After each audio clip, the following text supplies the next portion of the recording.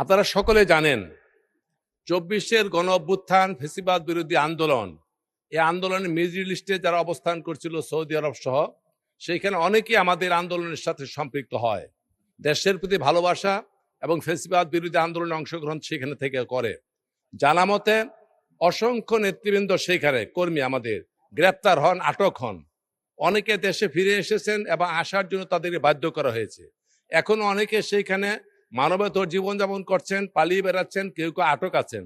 আমি মন্ত্রীর কাছে সবই নিয়ে জানতে চাই, যারা ফেরত আসছে তাদের কোনো ক্ষতিপূরণ অথবা যারা যেখানে এখনো নাজুক অবস্থায় রয়েছে, আটক রয়েছে, অত্যন্ত খারাপ অবস্থায় রয়েছে, তাদের ব্যাপারে সরকার কার্যকরী কোনো ব্যবস্থা গ্রহণ করবেন কিনা তাদের অবদান অনুযায়ী। কারণ এটা অত্যন্ত নৈতিক একটা দায়িত্ব মনে করি।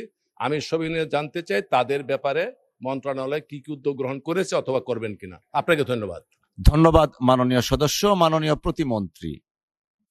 মাননীয় স্পিকার, আপনাকে ধন্যবাদ। আপনার মাধ্যমে মাননীয় সংসদ সদস্যকেও ধন্যবাদ। এটা ঠিক যে আজকের এই সংসদ থেকে আমাদের স্মরণ করতে হয় আমাদের প্রবাসীদের জুলাই আন্দোলনের ভূমিকা, এবং বিশেষ করে মিডল ইস্টের মতো দেশগুলো থেকে যারা আমাদের আন্দোলনের প্রতি সলিডারিটি এক্সপ্রেস করেছে, তারা একটা বড় ঝুঁকি নিয়ে করেছিল। তো অন্তর্বর্তী সরকারের সময় সরকারি প্রচেষ্টায় মোটামুটি তাদের সকলকে ফিরে আনা হয়েছে।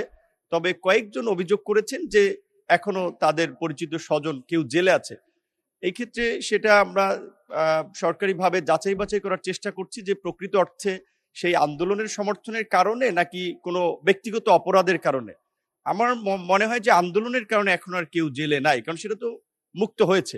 আর যারা ফিরে এসেছে তাদের একটা বড় ক্ষতিপূরণ হয়েছে, এটা ঠিক যে ব্যবসা বাণিজ্য করতো, অনেকে মোটামুটি ভালো ব্যবসা বাণিজ্য করতো। সেক্ষেত্রে তাদের যে ধরনের ক্ষতি হয়েছে সেইটা সরকারের পক্ষ থেকে এখন পর্যন্ত দেওয়া সম্ভব হয় নাই। কয়েকজনকে দেওয়া হয়েছে, কয়েকজন বিষয়ে হাইকোর্টের একটা ডিরেকশন আছে, এবং আমাদের মন্ত্রণালয় থেকে এই বিষয়ে আমরা অর্থ মন্ত্রণালয়ের সাথে আলাপ আলোচনা করে যারা ক্ষতিগ্রস্ত তাদেরকে কিভাবে সহযোগিতা করা যায় সেই বিষয়টি আমরা ইতিবাচকভাবে ভাবছি।